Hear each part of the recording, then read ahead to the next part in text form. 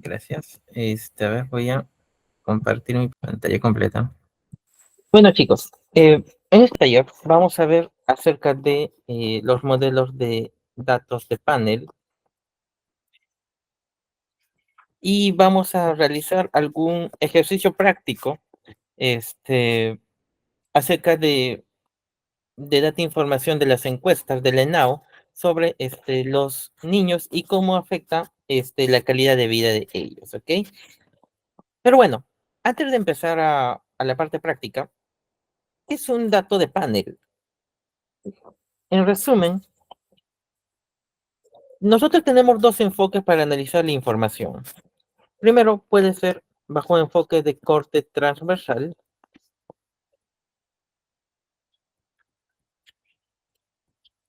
el cual es analizar diferentes individuos que generalmente son personas, ¿ok?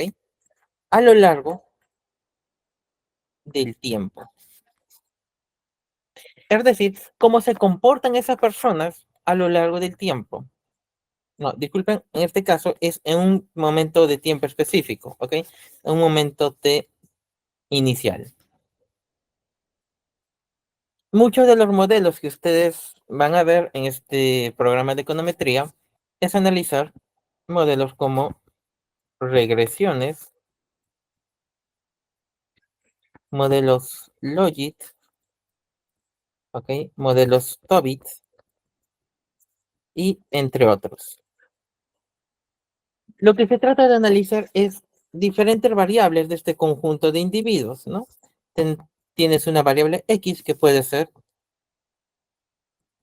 años de educación y tienes una variable Y que puede ser el ingreso o el salario, ¿no? La ecuación más clásica, la ecuación de Mincer.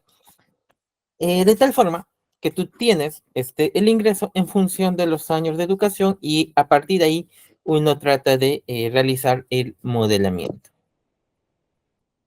Sin embargo, ustedes observan que estas personas no solamente yo puedo analizarlo en un periodo específico, sino que puedo analizar durante varios periodos. Es decir, realizarle un seguimiento a estas personas. Desde el momento T0 inicial, ¿ok? ¿Cómo evolucionó? Ahora sí, hasta el periodo T, por ejemplo, más 12, ¿ok? Es decir, 12 años después, ¿cómo creció esta persona? ¿Ok? ¿Cuáles fueron sus cambios y cómo eso afectó a la variable explicativa Y? Entonces, ¿qué pasa cuando yo combino varias información de corte transversal durante mucho tiempo? Pues obtendría lo que se conoce como datos de panel. Entonces, voy a tener aquí datos de panel, donde voy a tener dos componentes. El primer componente es el componente individual, que son las personas, y el segundo va a ser el componente temporal, es decir, desde qué periodo inicial a qué periodo final voy a observar a los individuos. Y no solamente es observar estos individuos, sino también recolectar información acerca sobre sus características. Y seguramente ustedes se preguntan, ok, si yo en corte transversal, que era generalmente lo que ustedes tal vez veían en los casos aplicativos al momento de realizar regresiones, yo analizaba mi variable X y mi variable Y, ¿ok? En un momento de tiempo específico, con datos de panel, lo que hago es acumular en diferentes periodos de tiempo dicha información.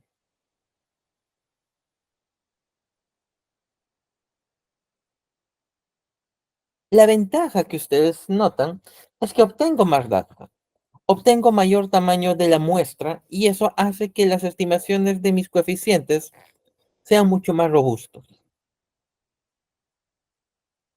Sin embargo, a diferencia de un modelo mínimo cuadrado ordinario, Los modelos de datos de panel tienen una característica que es importante modelarlo.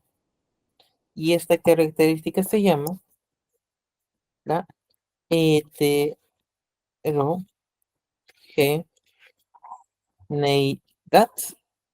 ¿ok? Entre individuos.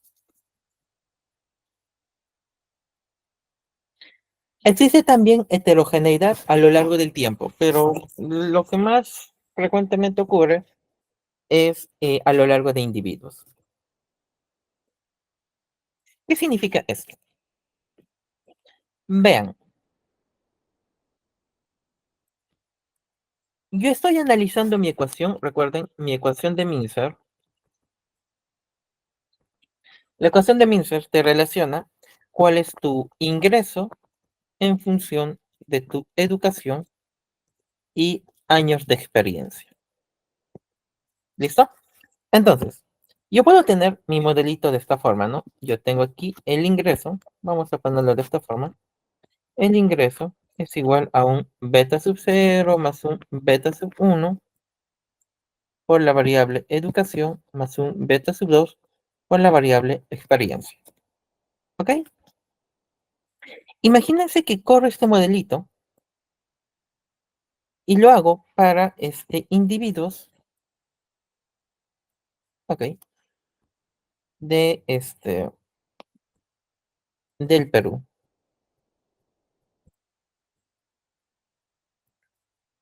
Muy bien. Luego, trato de correr también esta misma ecuación para otros individuos. Por ejemplo, de una cultura muy diferente. Japón. Cuando yo trabajo con individuos de diferentes regiones, ¿ok? Se van a dar cuenta que si bien esta ecuación me relaciona ambas variables, estimarlo un modelo general, porque al final, cuando yo estimo un modelo de datos de panel, yo considero a todos los individuos como un solo conjunto y cómo varían a lo largo del tiempo. ¿Ok?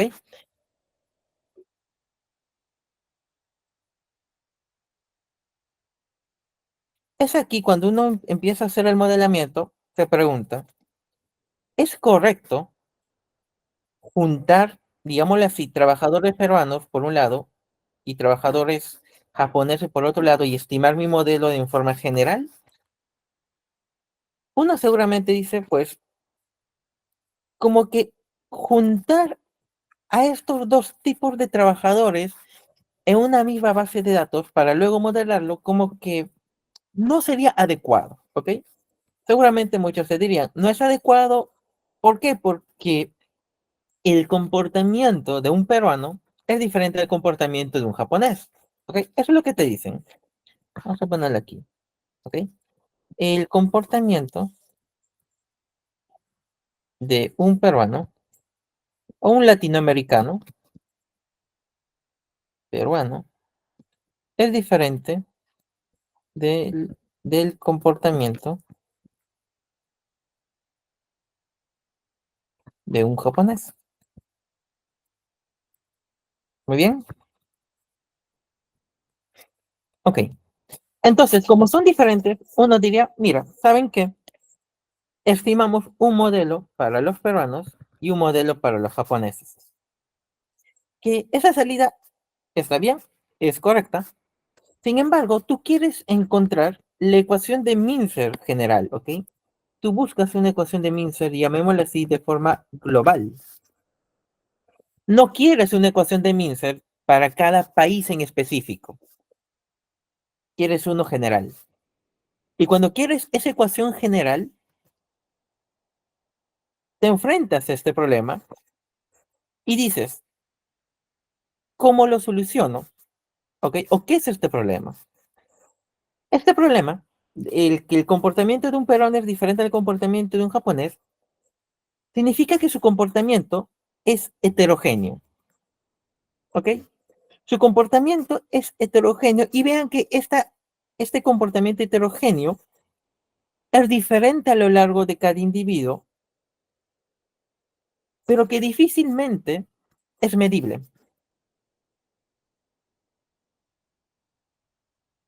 La diferencia de este comportamiento obviamente se debe a la cultura, a sus tradiciones, a su modo de vida, la crianza que tuvo, los valores que tiene. Y todo eso afecta, ok, todo ese conjunto afecta obviamente a mi ecuación de Miser global, ¿correcto? La cultura, las tradiciones, los valores que hacen que estas dos personas sean diferentes unas con otras afectan a mi ecuación, ¿ok? Entonces, estas dos personas son diferentes porque tienen diferentes valores, ¿ok? Tienen una distinta cultura, ¿ok? Tienen también diferentes instituciones, diferentes modos de vida, etcétera. ¿Ok? Son todas estas características lo que diferencia un peruano de un japonés. El problema está en que muchas de estas características, como ustedes ven, son no observables. Y cuando digo no observables, quiero decir que no se encuentran en la data, ¿ok? No disponible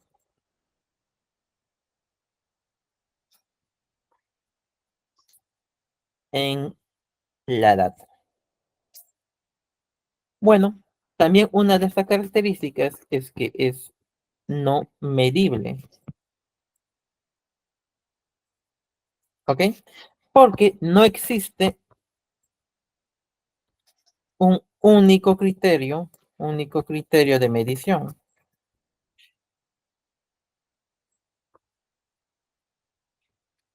A ver, eh, vayamos por partes.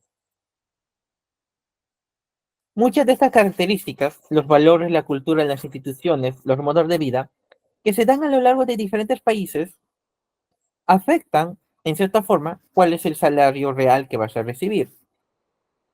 Y uno diría, pues venga, como afectan, hay que incluirlo en el modelo. Y es aquí donde uno se encuentra con el problema de que estas variables como la cultura, las instituciones, los valores, son no observables. No observables en el sentido de que no lo dispones en la base de datos. O también es no medible porque es difícil de medir. ¿Ok? Es difícil de medir. ¿Cómo uno mide la cultura de un país? No existe un criterio universal. ¿Cómo mide las instituciones?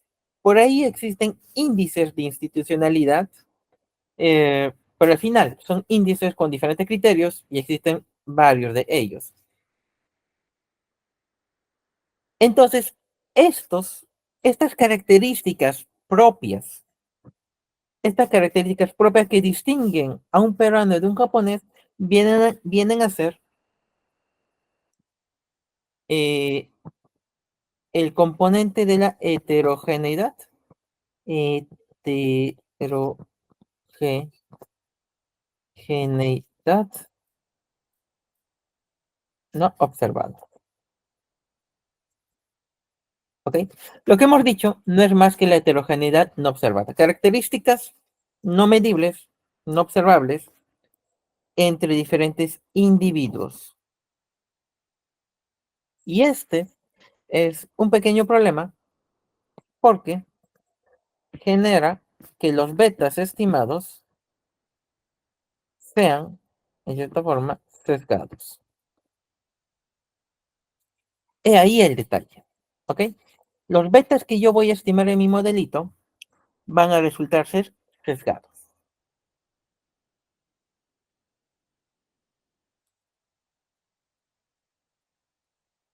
Entonces, ¿cómo soluciono este problema? Existen varias fuentes de cómo solucionar el problema.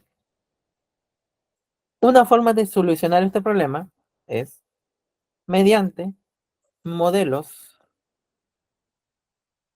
de efectos fijos. Efectos fijos. Y dentro de estos modelos de efectos fijos, vamos a tener varios estimadores. Y uno de esos estimadores es el estimador con variables dummies. ¿Ok? Con variable dummy. ¿Qué significa esto? Significa que en esta ecuación de acá, que yo tengo al inicio, mi ecuación de Minzer, voy a ponerlo aquí, en mi ecuación de Minzer, el ingreso está en función de un beta sub 0 más un beta sub 1, educación, más un beta sub 2, experiencia, y más el error, ¿ok?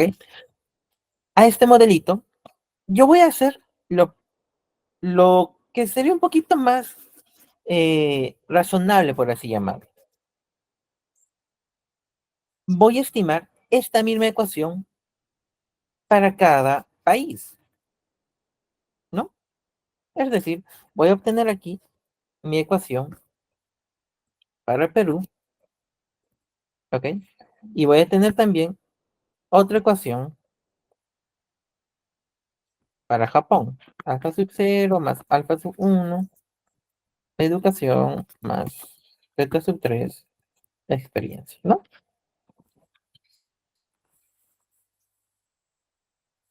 Y lo interesante está que ese componente heterogéneo se almacena dentro de este parámetro beta sub 0. Es decir, yo voy a suponer lo siguiente. Imagínense, este es el nivel educativo, ¿ok? Yo voy a tener aquí mi ecuación para el caso, vamos a ponerle el rojito de Perú. Para el caso de Perú, ¿ok? En el eje Y estaría el salario y aquí tendría para el caso de Japón.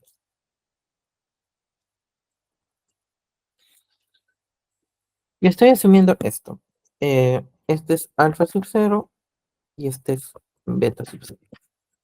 ¿Ok? Yo supongo que la pendiente viene a ser exactamente la misma. Es decir, un año más de educación genera el mismo nivel el incremento de ingresos en la misma magnitud en términos reales, tanto en Japón como en Perú. ¿Ok? Pero ¿por qué en Japón el salario real es mucho más alto que en Perú? Por temas relacionados a su institución, temas relacionados a su cultura de trabajo, temas relacionados a su productividad interna, etcétera. ¿Ok? Y como ustedes aprecian, claro, eh, el intercepto de este modelo está capturando parte de ese componente heterogéneo, de ese componente idiosincrático en Japón. Y lo mismo para el caso peruano. Entonces, esta es la primera forma más rápida de enfrentarse a este problema de la heterogeneidad no observada. Y si ustedes analizan un poquito, se darán cuenta que mediante esta metodología se puede generar varios inconvenientes. Porque imagínate que en lugar de solamente tomar a personas de dos países, ¿ok? Yo estaría trabajando con todos los países o con varios países, con 100 países, ¿ok? Tengo información de 100 países, ¿ok? Su nivel educativo, su nivel de ingresos, etcétera. Y como tengo 100 países en mi base de datos, estimar para cada 100 países, ¿ok? Para cada 100 países es un poco engorroso. Tendría 100 interceptos. ¿Se imaginan tener 100 interceptos? No es viable, ¿ok? No es viable.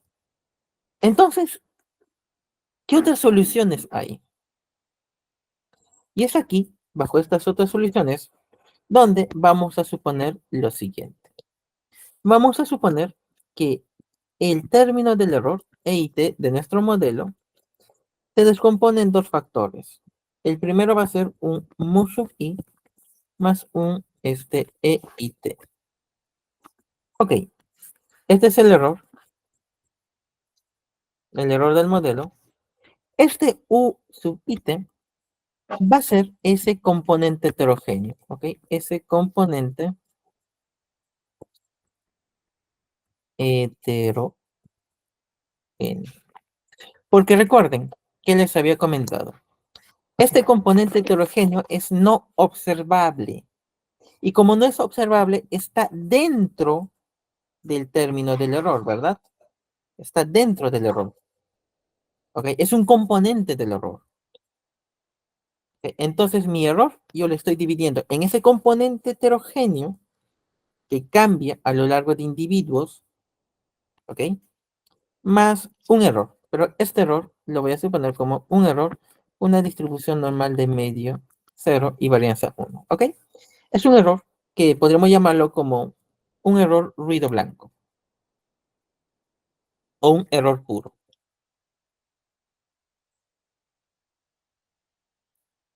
¿Cuál va a ser mi objetivo? Mi objetivo va a ser tratar de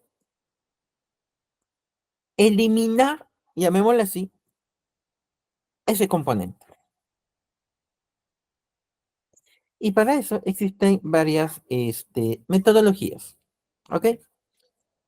Y una de ellas va a ser la siguiente.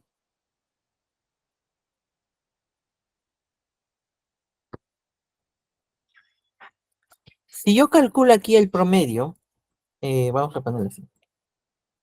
Si yo calculo aquí el promedio a lo largo del individuo, ¿ok? Esto vendría a ser mu sub i más el promedio, ¿ok? Estoy promediando a lo largo del tiempo para cada individuo. ¿Qué significa y por qué aquí no tiene el promedio? Porque yo supongo que ese componente heterogéneo no cambia con el tiempo.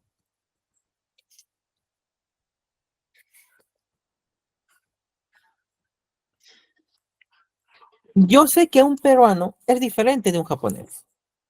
¿Ok? Hasta ahí está claro.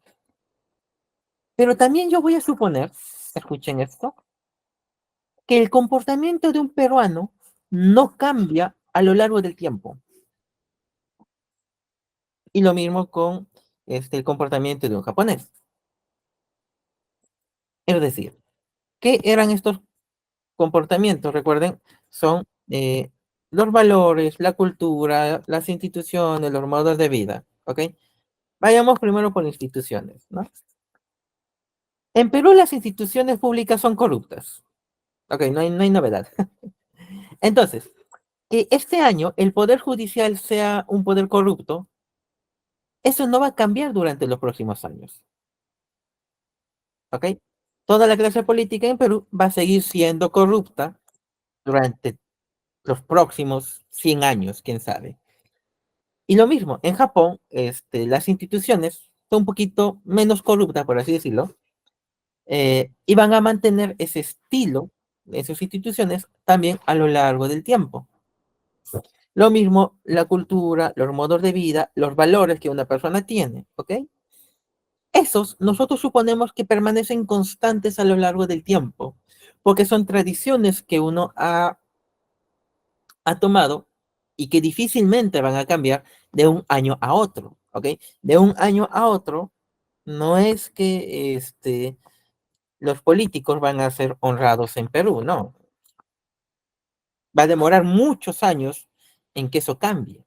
Y por lo tanto, el promedio a lo largo del tiempo va a ser lo mismo de un individuo. ¿Ok? Ese supuesto, recuerden, es este, ¿no? Que el promedio a lo largo de individuos es eso mismo. ¿Ok? Es los mismos valores. ¿Ok? Tu valor en promedio en los últimos meses es el mismo que tienes hoy día. Y con ese supuesto que es razonable, vamos a poder estimar nuestro modelo de efectos fijos. ¿Ok? ¿Y cómo lo hacemos? Simple. Aquí a mi variable y y t le voy a restar y promedio. Y listo. Voy a aplicar esta estrategia. ¿Para qué? Para que observen. Al final yo voy a tener que tener y t, ¿ok? Bueno, en realidad es y menos y promedio, ¿ok? Al final voy a tener que hacer esta operación, ¿ok? Es decir, mi, mis instituciones hoy menos las instituciones promedios a lo largo del tiempo. Y esto va a ser igual a cero. Y vean, he eliminado ese componente heterogéneo realizando esta transformación. Y el modelo que voy a hacer es modelar ya no y sub it, sino la diferencia con respecto a su promedio. Ese enfoque es el estimador de efectos fijos.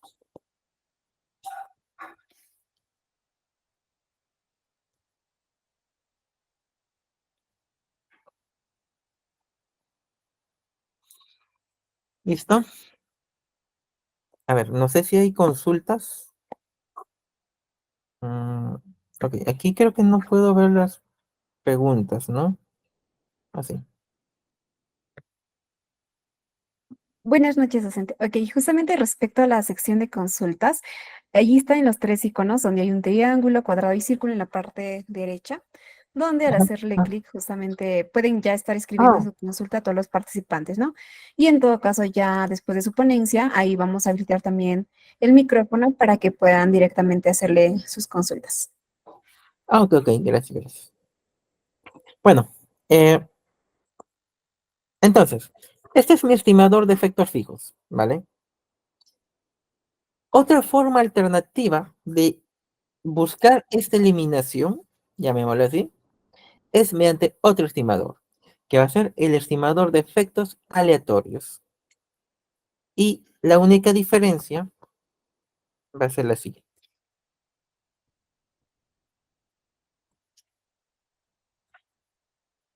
Listo. Y este va a ser mi estimador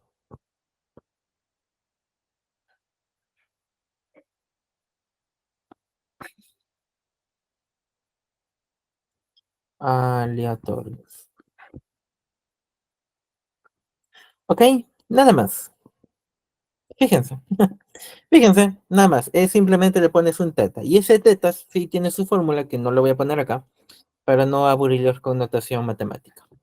Eh, Al final lo que ambos buscan, ¿no? Los efectos fijos, efectos aleatorios y también otra serie de estimadores, es eso, es tratar de capturar este componente heterogéneo, ¿no?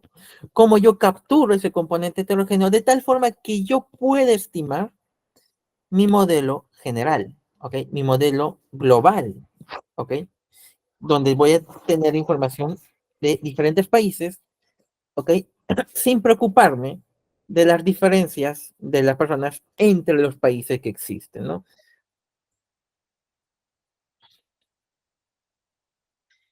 Espero que haya quedado claro esta parte, chicos, ¿ok? Eh, es un repaso rápido de la teoría, porque ahora les voy a explicar más o menos un caso práctico, un caso aquí práctico, vamos a ejecutar esto. Esta es una información de la encuesta de niños del milenio. Ok, muy bien. Donde aquí ustedes van a ver diferentes variables relacionadas al hogar de un niño, ¿no? La región, la educación de la madre, variables como peso al nacer, el sexo del niño, el tamaño del hogar, ¿vale?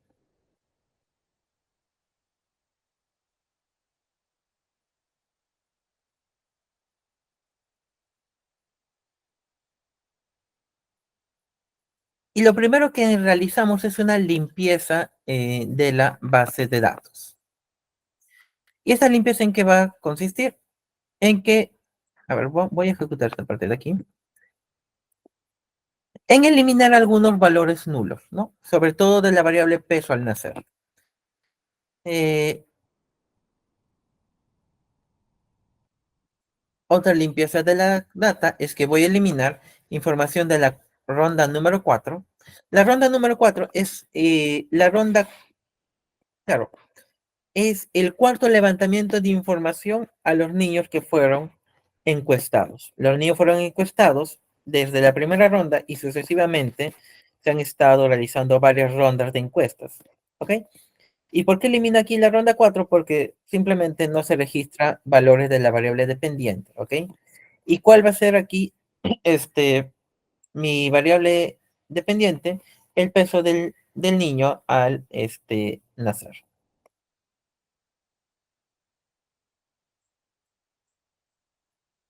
Déjame ver. No, mi variable dependiente, y disculpen, va a ser los niveles de bienestar. WZF.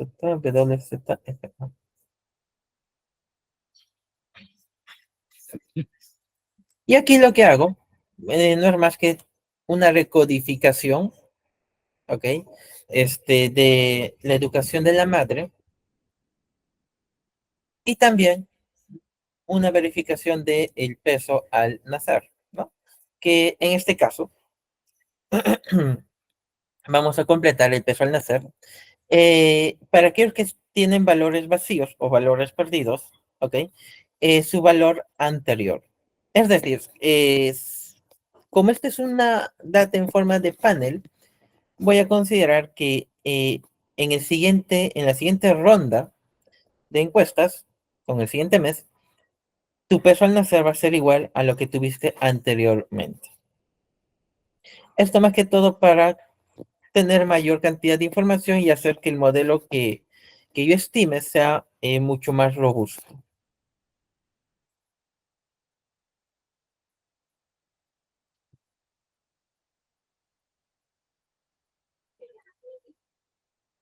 A ver, vamos por esta parte de aquí.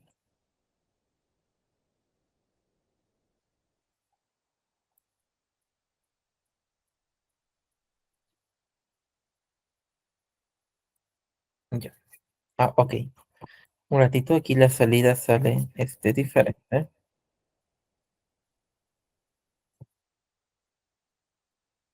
Muy bien.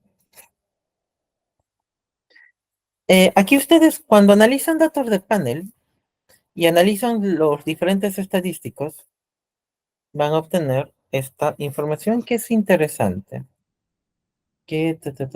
A ver, lo voy a compartir por acá. Lo voy a copiar por acá. Ok.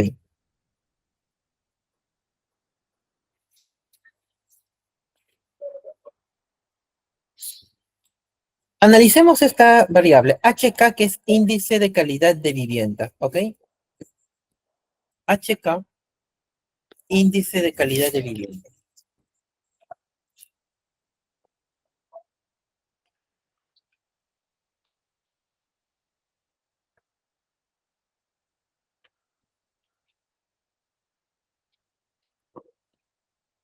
¿Ok?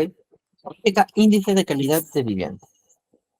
Vean, tengo un promedio, ¿ok? Y tengo diferentes desviaciones estándares de esta forma.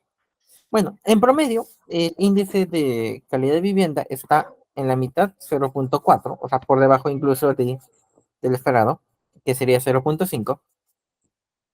Pero lo interesante vienen a ser su desviación estándar. En el primero es la desviación estándar de esta variable a lo largo de toda la información, de toda la base de datos. Es como la desviación estándar clásica que uno calcularía de una variable. Lo que aquí tenemos, es aquí dos expresiones estándares. Una es within y otra es between. ¿Qué quiere decir eso? Significa que existen dos fuentes de variación cuando yo trabajo con datos de panel. Recuerden, al trabajar con datos de panel, yo analizo a un individuo, ¿ok? Y este individuo yo lo comparo a lo largo del tiempo, desde que era niño hasta que era adulto, ¿ok? Por así decirlo. Y esta comparación también lo realizo para otra persona.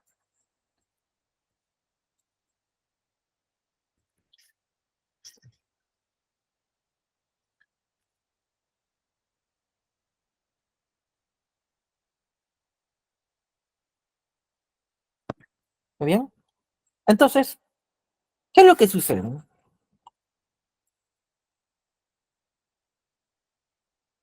Imagínense una variable como ok, esta variable, índice de calidad de vivienda, ok, índice de calidad de vivienda. Si eres niño, imagínate que tú naciste, ok, tú naciste ahí en tu conito. Y por lo tanto, tu índice de calidad de vivienda era una chocita. Y por lo tanto, tu calidad de vivienda, digámoslo así, era muy baja.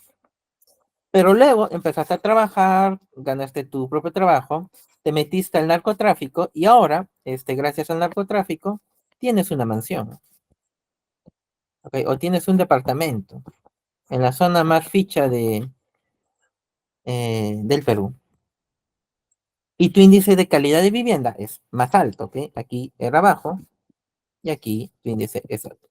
¿Qué ocurre? Este indicador HQ, vean, ha variado a lo largo de un individuo, ¿no? A lo largo del tiempo. Es decir, he analizado su variación, ¿ok? A lo largo del individuo. ¿Cómo varió este indicador cuando era joven hasta que has crecido? Y lo mismo, vean, puede ser para la otra chica, ¿no? Que imagínense la misma forma. Vivía en su conito, ¿ok? Empezó a trabajar, pero ella no se dedicó al narcotráfico, así que, bueno, vive en una casa un poquito más modesta, por así decirlo. También, aquí su índice mejoró un poquito, ¿ok? Su índice de calidad de vivienda. Entonces, esta variación a lo largo de ese indicador, de esa variable, a lo largo del mismo individuo, nosotros lo llamamos una variación within, ¿ok? Esa es la variación within, ¿ok? Entonces, como mi índice de calidad de vivienda varía a lo largo de cada individuo, es mi índice within, ¿ok? Entonces, una variación de esta forma es una variación within. Pero observen que la variación también puede darse entre individuos. Porque fíjense, ¿qué pasa si yo comparo a estas dos personas? ¿Ok? Estas dos personas venían de su conito, ¿ok? De una zona humilde. Y por lo tanto, no había mucha variabilidad entre ellos, ¿no? Era lo mismo. Pero ya cuando crecieron, vean, la diferencia entre este indicador es más grande, ¿no? Porque uno se dedicó al narcotráfico, la otra persona, pues bueno, decidió trabajar de vía un poquito más formal. Entonces, esta variabilidad, ya no a lo largo de la vida del individuo, sino entre individuos, ¿ok? Entre individuos, es una variación between. ¿Ok? Aquí mi índice HK varía y es una variación between.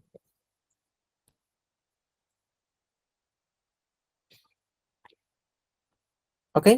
Entonces, ¿qué apreciamos? Apreciamos que la variación between es más grande que la variación within. Es decir, que existe mayor diferencia de índice de calidad de vida entre individuos que dentro del mismo individuo. Es decir, la variación dentro del mismo individuo es muy baja. Las personas a lo largo del tiempo, llamémoslo así, no crecen muy rápido este indicador. Y este indicador varía más entre individuos, lo cual implica que existe una mayor dispersión, como también desigualdad. ¿Ok?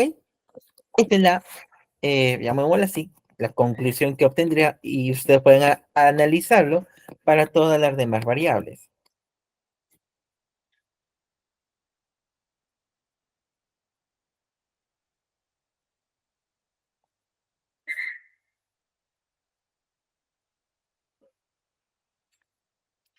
Esto de aquí viene a ser, vean, para las tres rondas que estamos analizando, que son rondas de encuestas, eh, cómo se relaciona, ¿ok? El peso para la edad del niño con respecto al nivel de bienestar, que también es un indicador, ¿no? Es un indicador. Y lo que se aprecia en ambas rondas es lo que uno más o menos esperaría, ¿no? Que a mayores niveles de bienestar, se espera que el peso para la edad sea también, esté por encima del promedio, ¿no? Tenga un peso por encima del promedio, mientras mayor sea tu nivel de bienestar. Y por otro lado, para hogares un poquito más, con ingresos más pobres, por así llamarlo, el peso para la edad correspondiente del niño es menor, implicando que muchos de estos niños tienen anemia. Ok, recuerden ese valor de cero que ustedes ven es más o menos el promedio o lo esperado, ¿no? Por encima del valor de cero implica que tienes un peso, digamos así, un poquito superior a lo que es el peso ideal para la edad que tiene el niño. Si está por debajo, ya bueno, está más flaco, ¿no? Te faltan más vitaminas.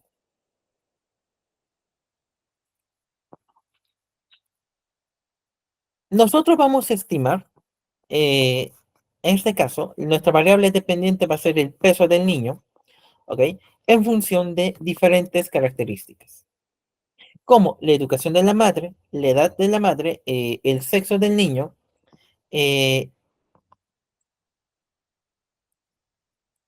WI es el nivel de bienestar del hogar, ¿ok? Y H size es, creo, el número de miembros en el hogar, H size. Sí, el tamaño del hogar, ¿ok? Porque recuerden, mientras mayor sea el tamaño del hogar, menos porción de comida te toca, ¿no? No sé, los que han tenido, pues, no sé, 6, 7 hermanos, verán que las condiciones de alimentación son un poco más difíciles que cuando solamente tienes 2 o 3 hermanos, ¿no? Y lo que vamos a hacer es, con estas variables, voy a tratar de explicar el peso del niño en el momento en el cual es encuestado. Y para ello voy a realizar varias regresiones, ¿ok?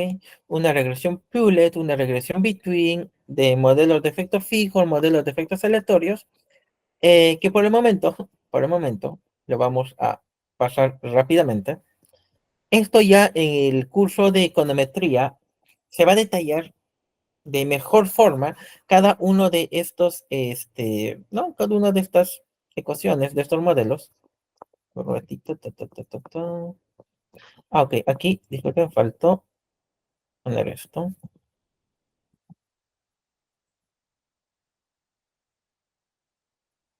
Aquí. Aquí vamos a hacer una interpretación rápida y sencilla de uno de estos modelos, como el modelo de efectos aleatorios.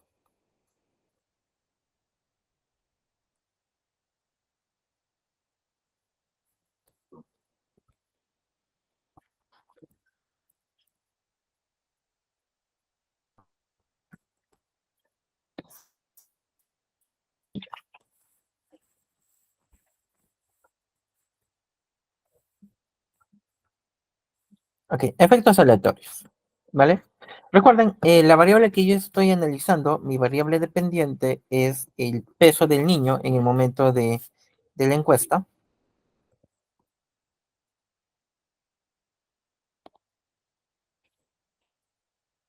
¿ok? Veo, por ejemplo,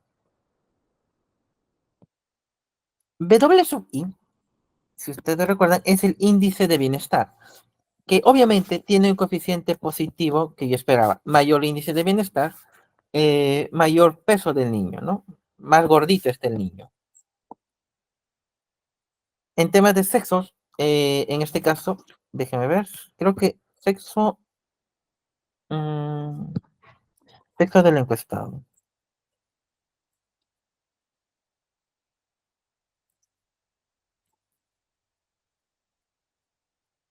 Ok, 0 es hombre, 1 es mujer, o si no, vamos a poner aquí codebook.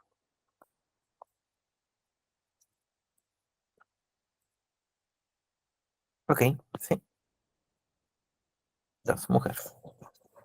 ¿Qué significa? Que el ser mujer, ok, implica que tienes una mejor alimentación que cuando eres hombrecito, ok. Así que los hombres, en promedio, diríamos que cuando eres niño, está más flaquito.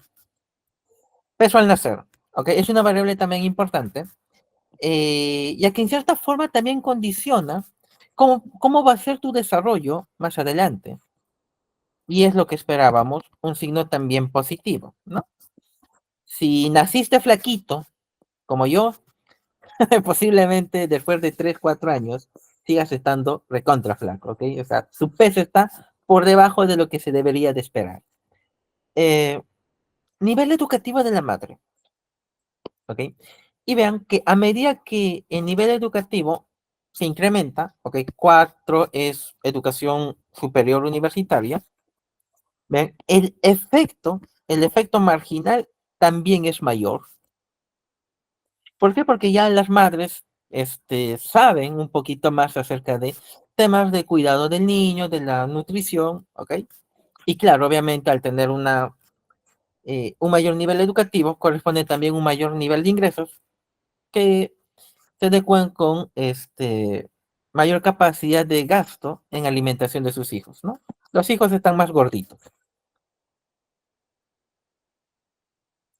Y a ver, aquí, si analizamos por región, ¿ok? Fíjense, la región base que nosotros estamos tomando es la región costa. Por lo tanto, si tú vives, o en promedio, si un niño viene de la sierra o de la selva, ¿ok?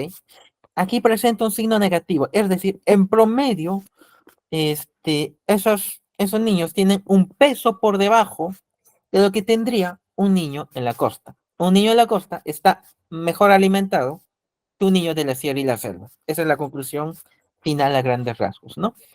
Y así cada uno de ustedes pueden analizar todas las demás variables y este es un modelo, ¿ok? Este es un modelo de efectos aleatorios. Recuerden que hay otros modelitos y como hay otros modelos que también estiman eh, esto, la pregunta es, ¿cuál de todos esos modelos utilizar? Y es allí donde viene un test importante que viene a ser el test de Hausman, ¿ok? El test de Hausman. Y con esto, chicos, terminamos porque todo lo demás. Ta, ta, ta, ta, ta, ta.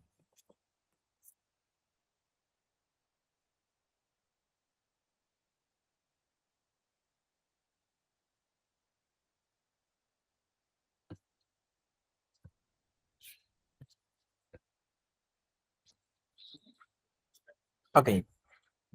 Este, chicos, es el test de Hausman, ¿ok? El test de Hausman que te dice modelo de efectos fijos versus modelos de efectos aleatorios. ¿Ok? Recuerden, efectos fijos versus efectos aleatorios. Que eran esto, ¿no? Efectos fijos, efectos aleatorios. Haces el modelamiento con ambos y dices con cuál de los dos me quedo. Y lo que hace este test es comparar los coeficientes. Compara los betas con los betas del otro modelo. ¿Ok? Hace esa comparación. ¿Ok? Aquí está justamente la diferencia de los betas. Y a partir de eso se pregunta, esta diferencia que yo encuentro en los coeficientes, eso no es diferente de cero.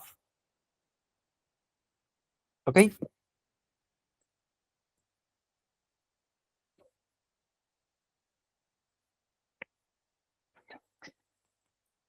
Entonces el test de Horman está aquí,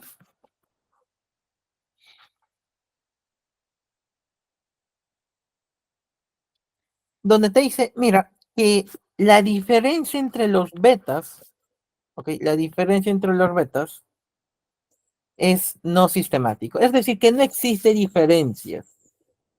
Que prácticamente esas columnas son todos iguales a cero. Si yo hago mi test, obtengo mi p-value. ¿Ok? Y con este p-value, yo concluyo, rechazo mi hipótesis nula y digo que realmente son diferentes. Y cuando son diferentes, yo me quedo con el modelo de efectos fijos. Por lo tanto, el modelo adecuado para esta investigación, por así llamarlo, viene a ser mi modelo de efectos fijos. Y listo. Ok, porque lo demás, chicos, lo demás, lo veremos ya a mayor detalle y mayor profundidad en el curso de econometría. No sé si hasta este punto alguno de ustedes tiene consulta, tiene dudas. A ver, aquí hay una pregunta de Karen que dice, buenas noches. ¿En qué caso se usa panel no balanceado? Recuerden que cuando nosotros trabajamos con data, casi siempre, y la información que nosotros utilizamos, es data no balanceada, ¿ok? De preferencia, siempre traten de balancear vuestros datos de panel, porque muchas de estas metodologías trabajan con paneles balanceados. Existen metodologías con paneles no balanceados. No es que exista un caso específico, sino todo va a depender de tu base de datos, ¿ok? Si tu base de datos tiene pocos casos donde no tienes toda la información, trata de balancearlo. Pero en caso tu base de datos tenga muchas variables, o muchos individuos que no tienes información, ahí sí utilizar las otras técnicas de paneles no balanceados. Ok, excelente. Muchas gracias, docente. Entonces, ahora sí procedemos con la siguiente consulta y es la siguiente. ¿En qué situaciones se recomienda utilizar un modelo de efectos fijos en lugar de modelos aleatorios?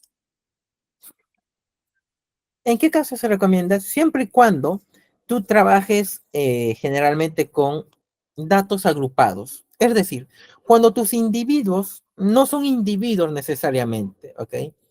Es decir, tus individuos son departamentos, países, ciudades, ¿no? Y que estás analizando, ahí, diríamoslo así, por defecto, estima un modelo de efectos fijos, ¿ok? Recuerden, cuando tus individuos son agrupados, países, departamentos, distritos, ¿ok? Que estás analizando a lo largo del tiempo. Cuando trabajas con individuos, como en el caso que nosotros hemos hecho, que son personas, ahí sí se recomienda hacer ambos modelos y tratar de compararlos. Espero que esta ponencia les haya gustado. Y bueno, les recomiendo que se inscriban a este programa de especialización. Yo seré uno de los docentes que llevará a cabo un módulo. Recuerden, son varios módulos con varios docentes para que de esa forma ustedes también este, puedan aprender de diferentes investigadores, ¿no? Y puede ser muy enriquecedor eh, para todos ustedes. Chicos, me despido y nos veremos ya en las sesiones de clases. ¿Eres economista y buscas impulsar tu carrera? Nuestra especialización en econometría es para ti. Aprenderás su aplicación usando distintos softwares para tomar decisiones informadas, anticipar tendencias y destacar en el mercado laboral. Solicita más información.